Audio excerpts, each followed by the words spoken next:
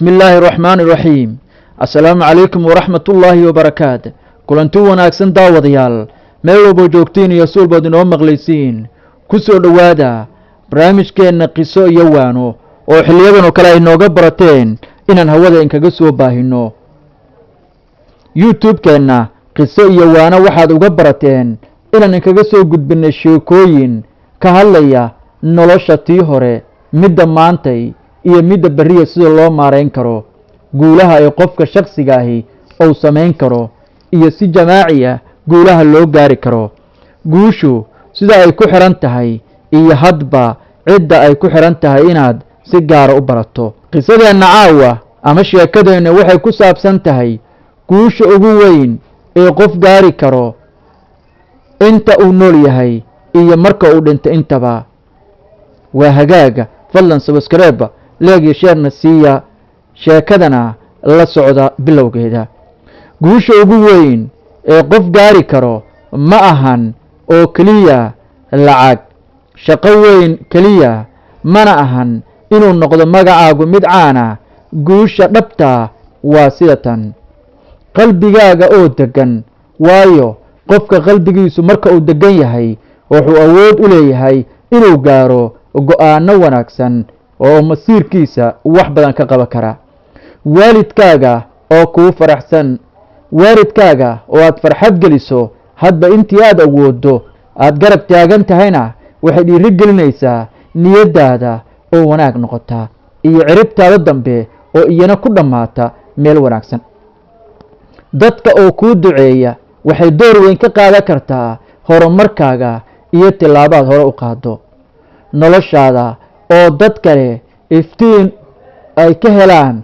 waxaa taas loo arki karaa dadka aad u shaqaynayso kuwa aad caawinayso waxay noqotaba ha noqoto caawintaadee adiga oo hurdaya ama seexda adiga oo aan cidna dulmin waxay ka mid tahay guulaha waaweyn ee qofku gaaro waxaa jira dad lacag leh laakiin aan farxad lahayn waxaa jira dad caana laakiin qalbigoodu oo madhan yahay waxaa jira dad guulo badan gaaray laakiin aan helin qof dhab u jecel laakiin qofka hooyadiis u ducayso aabbihiisna ku faano dadkana wanaag kula dhaqma wuxuu heli karaa dhammaan intaas aan idiin soo sheegay shaqooyinka ugu qiimaha badan ee qofka gaari karo si uu guushiisa ugu tillaabsado waxaa ka mid ah dhakhtarka dadka badbaadiya dhakhtarka saad og tihiin wuxuu door weyn ka qaataa badbaadada naf halis ku jirta waana xirfad fiican inay qofku barato macallinka jiil dhisaya haddii dunidan uusan macallin joogi lahayn laga soo bilaabo hooyadeen ilaa macallinka waxna barayaahi dunidu maysan ifteen ganacsade daacad ah oo dadka u keena waxay u baahan yihiin sidoo kalena ilaaliya dhaqanka iyo deegaanka waxa laga rabo hogaamiye cadaalad leh hogaamiye kastoo cadaalad lihi wuxuu ku guulaystaa dadka inuu shaqo wanaagsan oo qiimo badan u qabto laakiin marka hogaamiye uu noqdo midaan cadaalad lahayn taasi waxay qayb ka qaadan kartaa in laga kala dhaqaaqo qofka dadka caawiya xitaa isaga oo yar qofkaasi markasta wuxuu ahaadaa mid si farxadla u nool maadaama og yahay inuu dad badan caawinayo qof bulshada rajo siiya had iyo jeer alle marka ay xaaladdu adag tahay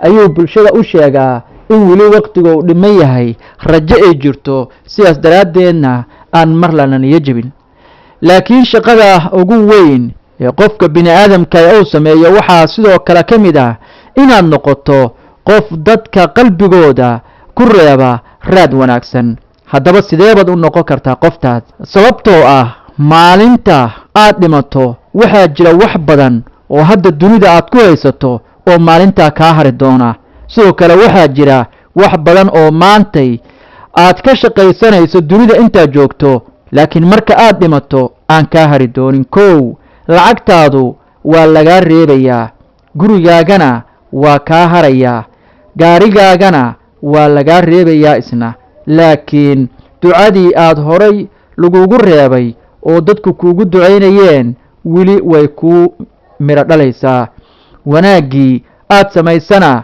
waad helaysaa. dadkii aad qalbigooda farxadda gelisay ee had iyo jeer la guusha ku taamayana mar kale ayaa ducadaadu kaaga soconaysaa, waayo waxay haystaan nolol kadibkaa ay kugu xasuustaan laakiin bilowgeedii adigu alaheed. weligeed way noolaanayaan dadkaas, waxayna ahaan doonaan kuwo aan ku iloobin. waanadu waxay qayb ka tahay waxyaabaha nolosha dhisa. ha ku mashquulin inaad dadka aad ka sarrayso. ku dadaal inaad noqoto qof dadka anfaca. guusha ugu weyn waa qalbi wanaagsan, sabir iyo sidoo kale raad wanaagsan oo aad adduunkani uga tagto. marka si guud looga hadlayo waxaanoo idili inaan samayno miyay suurtagal inoo tahay waa su-aal dhextaalka barnaamijkeenna.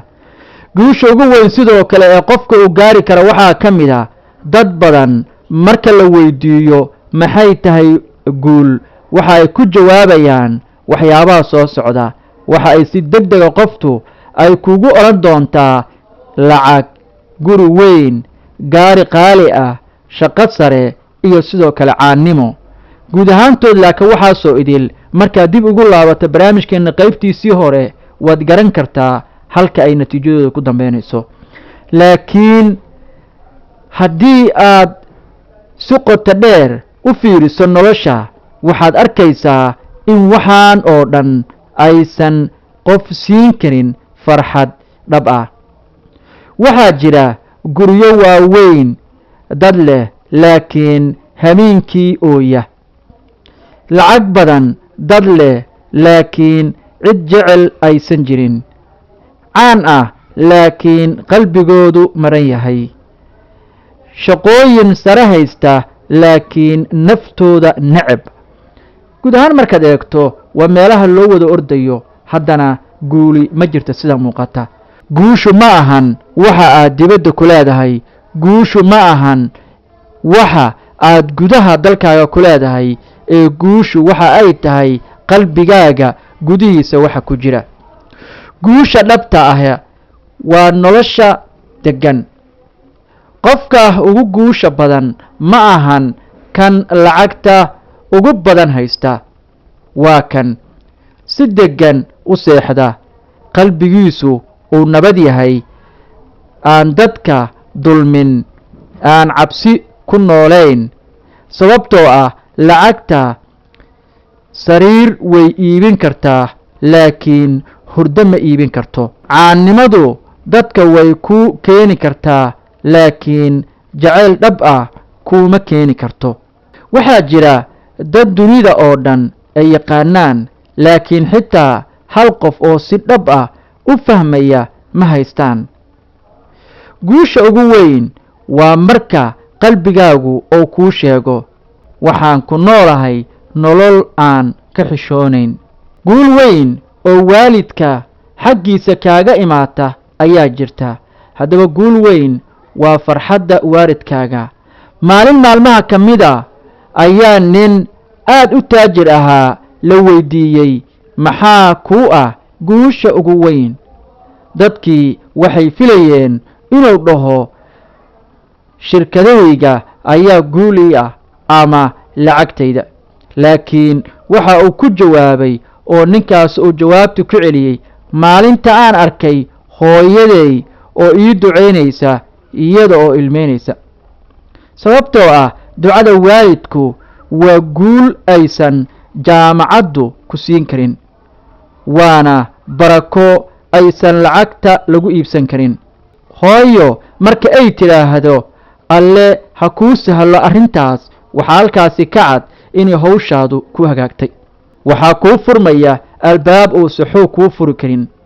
aabbe marka uu kugu faano waxaad dareemaysaa awood aysan dunidu ku siin karin. dad badan waxay ku mashquulayaan adduunka si ay u qanciyaan una gaaraan xalka ugu dambeeya, laakiin waxay hilmaamayaan dadkii hamiinkii alle u baryayay. sidoo kale guusha ugu weyn waa inaad dadka ku xasuusnaadaan ayna kugu xasuusnaadaan wanaag. waxaa jira laba nuuc oo dad ah. qaar marka ay dhintaan dadku si degdeg ah ayay u iloobaan, qaar kalena marka ay tagaan dadku weligood way xasuusnaadaan. maxaa lagu xasuusan karaa? ma lacagta? maya. ma quruxda? maya. waxaa lagu xasuustaa akhlaaqda, naxariista, gargaarka, ereyada wanaagsan, qalbiga wanaagsan. qof mar dad caawiyey xitaa kadib geeridiisa dadku way u duceeyaan, laakiin qofka dad dhaawacay xitaa isaga oo nool ayaa laga fogaanayaa. sidaa darteed raad wanaagsan ka tag dunidan. shaqada ugu sharafta badan dunidan markaan eegno, shaqo kasta oo xalaal ah ayaa ah midda ugu sharaf badan, laakiin shaqooyinka ugu qiimaha badan waa kuwan: dad anfac, bulsho dhisid, qof murugaysan ood farxad geliso, dhakhtar badbaadiyey naf, hogaamiye cadaalada oo dadka si cadaalada ku maamula. shaqada way dhammaan doontaa, quruxdana way quban doontaa, lacagtana waa laga tegi doonaa, laakiin hal shay ayaa haraya: qofka aad ahayd. dadku ma xasuusan doonaan taleefankaaga aad haysatay, kabahaaga aad xirneed, gaarigaaga aad wadatay. waxay xasuusan doonaan sida aad ula dhaqmi jirtay, sida aad qalbi fiican ugula dhex jirtay, sida aad dadka u dareemi jirtay. taasi waa guusha dhabta ah. maxaa qofka ka dhiga mid guulaystay? qofku waxa uu noqon karaa mid guulaystay haddii uu noqdo calaamadahan soo socda: qofku inuusan quusan, uu dadka ixtiraamo, uuna waalidkii wanaajiyo, uu qalbigiisa nadiifiyo, uuna xumaanta ka dheeraado, uu dadka wax u qabto, uu alle ka cabsado, uuna naftiisa hormariyo maalin kasta. guusha hal maalin kuma timaado, waxa ay ku timaadaa waqtiyo kala duwan iyo calaamadaha soo socda. 1 in lagaa helo sabir, in lagaa helo dadaal, iyo in lagaa helo dulqaad, iyo inaad la timaado qalbi adag oo aad ku taxamusho culeysyada iyo mashaakilaadka hor imaanaya. waanada aan sheekada ku soo gabagabaynayna waxa ay tahay: ha kula tartamin dadka lacagtooda. waanada aan sheekadeena ku soo gabagabaynayno waxa ay noqonaysaa: ha kula tartamin dadka lacagtooda, ku tartan akhlaaqdaada. ha noqon qof dadka ka sarreeya, noqo qof dadka anfaca. guusha ugu weyn waa marka qalbigaaga, waalidka iyo alle kaa raali noqdaan. nolol wanaagsan ma aha midka dadku ay u hinaasaan, waa mid adiga kuu keenta deganaan iyo farxad dhaba. daawadayaasha qiimaha iyo qadarinta inaga midnu intaas ayaan ku soo afmeeraynaa sheekadeenna oo ahayd caawa mid aad u xiiso badan. waxaan rajaynayaa qisadan inaad wax badan ka fahamteen, qisadii ku saabsaneed guusha sida shakhsigu uu ku gaari karo.